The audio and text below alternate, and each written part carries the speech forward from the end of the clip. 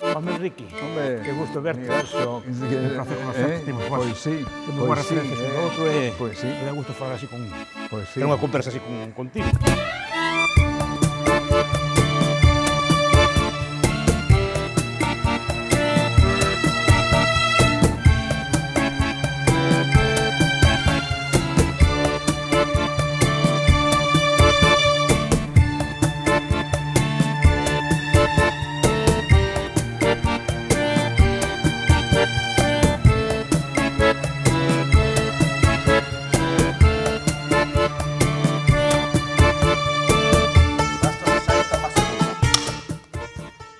Ben, Enrique, creo que nos traen aquí para falar de economía e da evolución da economía galega e creo que vou aprender moito de ti. Sempre me contaron na escola e así, ou cando empezaba a estudiar a carreira, que Galicia era unha sociedade así como rural, atrasada, estábamos naqueles libros vellos de antes do atraso e outras cosas así, non? Eu creo que xa non. Vendo os datos recentes, Galicia xa ten 9 autonomías por debaixo. Ora, nese proceso, eu non me gusta falar de Galicia, me gusta falar dos galegos. Hai galegos que melloraron moito, outros galegos que mellor non lle foi tan ben, porque os seus sectores se extinguiron, pero creo que se fixéramos unha perspectiva xeral, creo que Galicia ganou moito estes anos. Eu concordo con iso, non? Para mí hai un dato moi importante, non? Antes de entrar na Unión Europea, ali por mediados dos anos 80, o 40% da poboación activa estaba no sector primario. Unha poboación activa de 1.100.000, máis ou menos. Ahora, a poboación activa está en 1.250.000. E o sector primario en torno aos 7, ou por abaixo. Se sumas os 350.000 empregos que se perderon no sector primario aos 150.000 que aumentou a poboación activa, Galicia xerou 500.000 de postos de traballo en 40 anos nos sectores secundario e terciario. Eso, para min, é o maior cambio da historia do país. Cambiamos moito. Por eso somos menos rurais. Para min, no sector primario, o cambio estructural máis importante é o viño. É dicir, tamén para a saúde dos galegos foi importante. É moi bo indicador, ademais. É moi bo indicador, sí. Non, porque para mellorar o viño non é só mellorar o viño, hai que mellorar moitas cousas para mellorar o viño. Hai que ter un saber fer, hai que ter unha industria de transformación non, de cuidado, de enólogos, etcétera, de unha logística, un marketing, non? De saber vender este produto. E hai que ter tamén case 30 variedades autóctonas. Unha das potencialidades deste país é a diversidade biolóxica. É das cousas que compre non perder. Temos moita variedade de produtos que pode dar lugar a circuitos cortos de horta. É un dos temas a traballar, pero o país o que non debe perder é diversidade, porque ao fin e ao cabo é unha riqueza, non? O viño é a mellor proba. Non, o viño, a pesca, a agricultura en xeral, o leite, etc. Todos os sectores, porque un factor que tamén hai que resaltar, hai un sector primario, como ben dice Enrique, non chega ao 7%, creo que 6,9%, non? Pero tamén hai unha agroindustria, que se conta como industria, pero é agroindustria, e deriva moitas veces do produto que se fai aquí. E iso tamén mellorou moito, e crear esos sectores industriais foi moi importante. Antes falábamos da pesca, que é un dos polos de Vigo, pero depois temos a industria do viño, pero temos industrias da pataca, incluso da patata elaborada. Quer dizer, que mellorou moito. Cambiamos moito. A veces estamos falando da crise demográfica, é verdade que hai envellecimento medio, etc. Pero o país está tirando, e de feito agora non perde poboación, está máis ou menos estabilizada, non? O texto, nos profesores, nos debates que tiñamos así, os estudantes, nadie daba un campo nel. Porque se pensaba que iba a haber todo da China. Eso estaba en Cataluña, e que nos íbamos no norte de Portugal. Claro, e que que iba a vir de... E non foi así. Deuse a volta, cambio, os sectores que se pretendían que iban a ser punteiros, se falaba moito da cerámica, destes sectores, quedaron casi en nada, pero os sectores destos que nos contaban, foi unha revolución. Non? Porque é iniciativa de persoas, sobre todo. É que temos mar, temos que ter pesca, vale? Pero Irlanda tamén ten mar e non ten pesca. Non ten pesca, que decir, nas dimensións da nosa. Ou Inglaterra ten mar e non ten unha pesca das dimensións da nosa.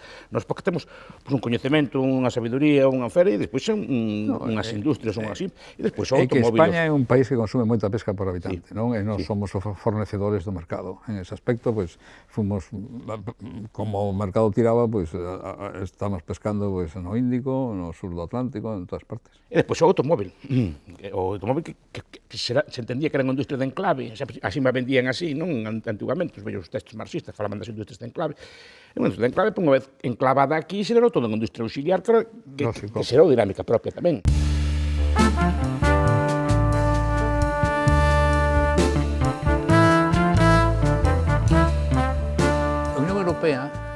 colocounos no eixo atlántico e abrirnos as portas. Cando empezamos a crecer, a reestructurarnos, como comentábamos antes, para dar máis peso ao sector servicios, ao sector industrial, entón, naturalmente, abrímonos. Galiza, hoxe, exporta máis ou menos o 40% do PIB. Porque internacionalizámonos naturalmente cando desapareceron as fronteiras, porque nunca tivéramos oportunidade de acceder ao mercado. Foi natural para nós, pois atopámonos que desde aquí se podían producir cousas para vender en outros lados. Eu estou de acordo con esa interpretación. Castelao e Risco decían que Galiza sempre foi librecambista, dicían así. E creo que, polo que di Enrique, ten bastante razón. Sigue, porque a economía galega sempre fora pensada, históricamente incluso para a exportación, pero os arancéis, digamos, os arancéis que se poñían de casteláns, de cataláns, etc., dificultaron moito esta cosa. Sempre me di, no, é que é o sector automóvil. Cando entramos na Unión Europea, o sector automóvil representaba casi o 60% da exportación. Hoxe, entre o sector automóvil e Inditex non chegan ao 50%. Eso quer decir que outros 50 son moitas empresas. Fomos un sur no norte, porque fomos un norte sen sur. Pero eu distingo aquí dúas cousas. O mercado común da Unión Europea, porque parece que é unha distinción que non se fai. E non se fai, parece que entramos na Unión Europea. Non entramos no mercado común. Sí, é o mercado común a mí parece unha idea fantástica. A idea de que os povos podan comerciar e podan pues, intercambiar entre eles, eliminar impostos de aduanas deste estilo, que estamos falando agora. Isto creo que foi o gran logro. A Unión Europea, conservando parte deso, xa lleve outra dinámica. A Unión Europea xa crea unha infraestructura política por encima e hai directrices e normas cada vez máis regulatorias e non sempre pensadas para o ben de Galicia. O sea, eu a experiencia veo ben, pero digo que eu non me gusta esta infraestructura que hai en riba. A Unión Europea ten pros e contras. Sí. A Unión Europea con o mercado común pois foi positivo. O que pasa é que eso implica tamén algunhas condicións que ao final acaban obrigando a ter políticas, porque temos unha moeda común. Eu non voto de menos a peseta. Eu a veces sí. Non, eu non, para nada. Pero o que veo máis negativo non do mercado común, senón na Europea, é que un era negativo e outro é positivo, no sentido que quere diseñar cousas. Entón, por exemplo, vemos na pesca, estamos sempre a discutir das pescas, están sempre discutindo escaladoiros, cosas polo estilo. E as negociacións non se están determinadas polo que deciden un señor creo que é lituano, me parece, además que non ten experiencia de pesca, pero que está moi sometido a grupos de presión, de lobbies ou así que queren restringir a pesca porque a eles non lle interesa, en cambio a nosotros sí que nos interesa moito. Miguel, a mí non me vale ese exemplo, porque a pesca, obviamente non somos unha potencia europea, se fóramos un país independente seremos o número 1 en pesca. Adaptarémonos, porque xa antes non podíamos pescar no Reino Unido e as empresas galegas tiñan filiais no Reino Unido, é dicir, adaptarémonos. Sí. Eu non sacaría conclusións xerais diso, non? En principio, somos europeos.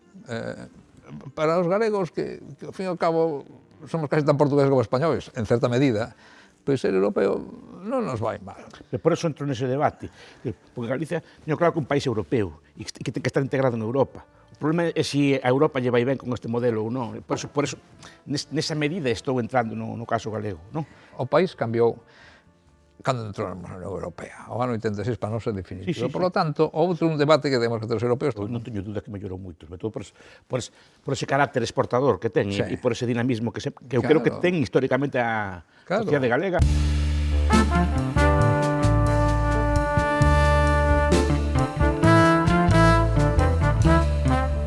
Eu creo que as relacións con o norte de Portugal o que están facendo é recuperar dunha forma natural, sin imposición política. De feito, a administración política implica relativamente pouco. Primeiro, porque a administración galega pode ser que faga algo, pero en Portugal non hai unha administración equivalente. Pero creo que está se recuperando pois, o vello reino, non o que era antes, dunha forma natural. Porque, claro, que o xeógrafo dirá que a salida natural de Galicia non é pola meseta, é por Portugal. Eu creo que Portugal nin se ve como estranxeiro. Estamos de acordo. Houve un factor moi importante, que de repente desaparezca unha fronteira e, ademais, a Unión Europea poño diñeiro para pagar unha autoestrada que non poñan nin Madrid nin Lisboa. Entón, naturalmente, empezamos a comprar e vender.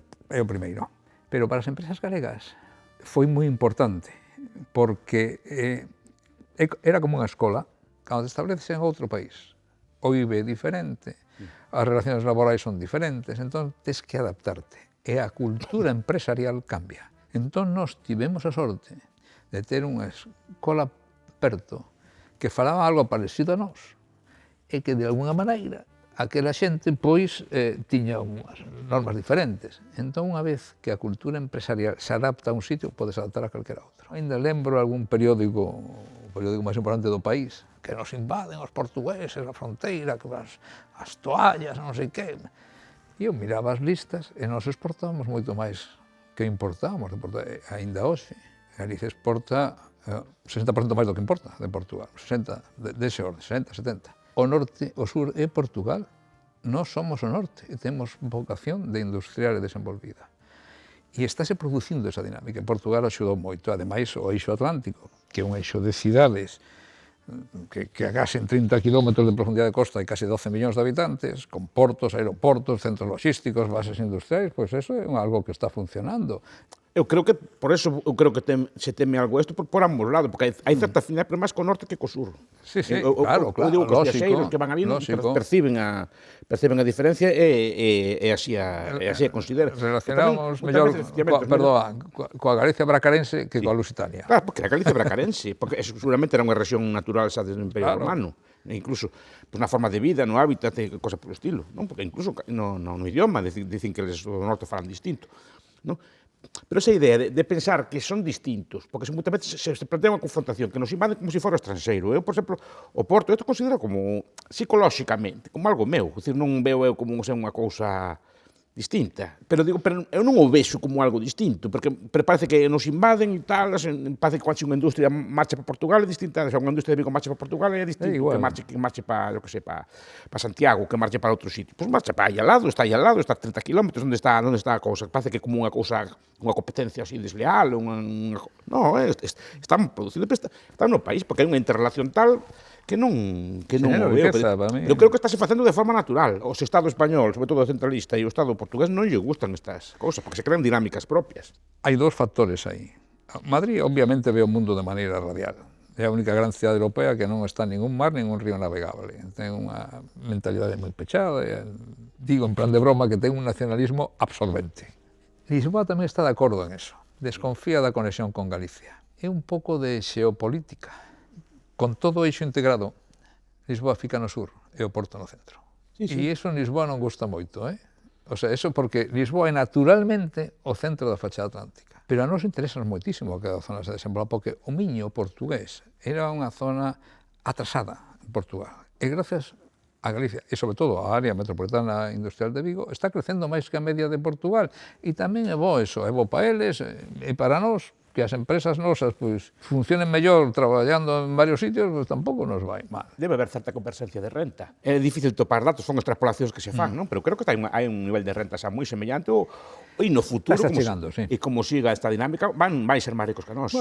Bueno, pero será o Estado portugués vai ser máis rico que o Estado español en PIB per cápita, se entende. E isto para nós será bo tamén. Estará bo porque estamos mellor integrados con eles que en outras zonas. Temos máis salidas. Para mí que aos clientes lles vaya ben sempre bo. Se nos compran máis do que nos venden, pois mira, que lles vaya ben porque comprarán máis. E desde logo compensa ter un veciño rico. Eu digo que se fora todo rodeado de veciños pobres sería unha miseria todo tamén para nós. Non teníamos a quen venderlle, teníamos que estar todo o día dando axudas, teníamos que estar todo o día a ver que facemos. Entón, a mí me interesa que meus veciños sean ricos, xa un vello idioma desde Gium do comercio internacional, ben os dous, porque o teu cliente ten para comprarte. Se o meu cliente non ten para, se o meu veciño non ten para comprar meus produtos, non podo comprar meus coches, non podo comprar meu peixe, non podo comprar miña roupa, para que me vale o veciño? Me interesa que sea rico, non que sea pobre. Parece que a xente que temos a maña de empobrecer o veciño, non? O veciño, cuanto máis rico sea, mellor. Además, se nos vai mal a nós, sempre temos alguén que nos bota unha man, porque se o veciño tamén é pobre, mal vamos. Se nos vai mal en un momento dado. Pero nós somos o norte. Sí. Mas que nos falta puro demográfico. Como dices ti, o sur está máis. Temos moito inmigrante portugués, por exemplo, ou brasileiro, porque veñen atrás de Portugal. E as preocupacións demográficas hai que ter cuidado con elas, porque moitas veces representan ideas que ten que ver coa religión, coa cultura. Galicia non está perdendo poboación. Ten poboación envellecida. Porque está chegando xente para compensar a que morre máis da que nace. Eso vai se arranxar. Se somos capaces de xerar postos de traballo de boa calidade, vamos ter xente, e podemos recuperar moita da xente de calidade que exportamos, aínda exportamos. Antes exportamos xente con formación baixa, porque o país estaba atrasado, pero exportamos xente de nivel alto, ¿no? Entón, mira, é importante pois, seguir apostando por a industrialización, por a investigación, por esas cousas. Pois eso que hai que apostar. Sí, sí, O problema é que se aposte. Eu son optimista porque ese sentirse norte, a capacidade de traballo a xente, eu creo moito na sociedade civil, non? E Galicia ten demostrado que a xente ten iniciativa, ten capacidade de buscarse a vida, tendo oportunidades. Se estar no mundo, pois abre moitas oportunidades, non? Que é o que está pasando.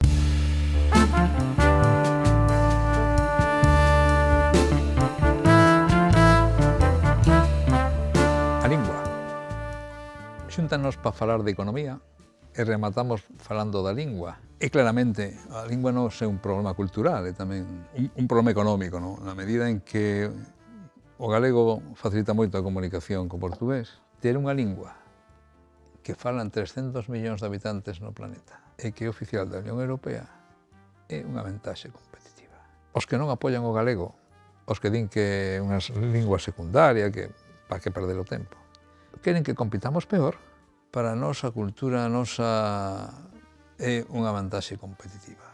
Estragar recursos é un erro terrible. Don Gregorio Salvador, no seu libro das linguas de España, e iso que é un libro que pasa así por ser moi españolista e criticar estas cosas, dice que estuvo en Galicia vivindo, dice que non entende os galegos, dice que o galego e o portugués é a mesma lingua, tendo a lingua galega, con os espacios, tendo a lingua española tamén máis ou menos natural, e co inglés que aprendemos todos, que non hai sitio no mundo igual. É que non hai sitio no mundo igual e nós estragámoslo, así porque somos así moi intáleis. Non lle vía lógica ninguna. Eu non defendo a lingua por o interese económico, defendería aínda que fora pequena. Pero se a temos, porque tes que renunciar a un capital, a un activo. A min, descubrir isto do portugués e o galego, que son a mesma lingua, que descubrimos fai moitos anos, abrimos un montón de mundo, pero non só de traballo, un montón de mundos de lecturas, de libros, de cousas que a mí me fan a vida máis rica. Entón, por que renunciar a eso en nome de que? Non? Entón, digo que, claro que ten un valor económico, claro que ten un valor importante, pero só temos que ser conscientes del, que non hai sitio igual. Se vas por aí, podes falar coa xente desde o punto de vista dunha empresa para vender ou para crear equipos. É fundamental falar o idioma dos outros, porque xera empatía. E empatía básica para facer negocios ou para traballar xuntos. É un problema económico grave, temos un activo que nos dá moita máis capacidade de competir, temos que empregalo. Eu parto dun principio que se pode discutir, que o portugués é a mesma lingua. É a mesma lingua, non son linguas distintas ni moi parecidas, son a mesma lingua, como digo, porque acabo de vir da América Latina, entonces sei que ali falan español, pero non falan como se lle nota que non son de por aquí, que usan palabras distintas, pero son perfectamente comprensibles. Pero claro, se empezamos a que unha cousa estranxeira, se é unha cousa así, que hai que aprendelo a falalo, e además hai que falalo como en Lisboa, e ti non vas falar como un de Lisboa, entón, claro, te enseñan que é unha cousa distinta, pois non. Sí.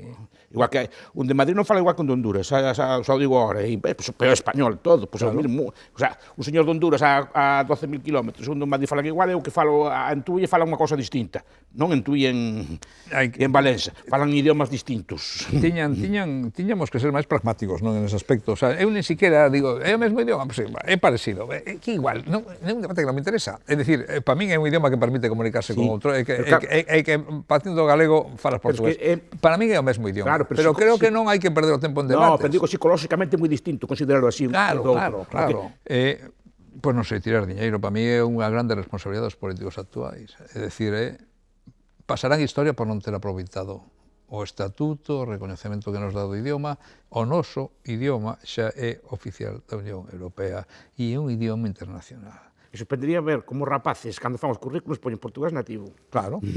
Pero claro, esa idea de ensinar o portugués como estranxeiro, eso é unha cosa demencial, porque estás dicindo que efectivamente, además, o veo en estudantes que van e estudian como se estudiaran o chinés, estudian as reglas. Non, é como falas ti. De feito, e que é unha cosa como moi difícil que aprender. Os brasileiros enténdenos a nós mellor que os portugueses. Eu teño dado en Portugal clase, teño dado unha clase online para Brasil. Sin problema ningún, porque eu non o estudei, que non o estudei.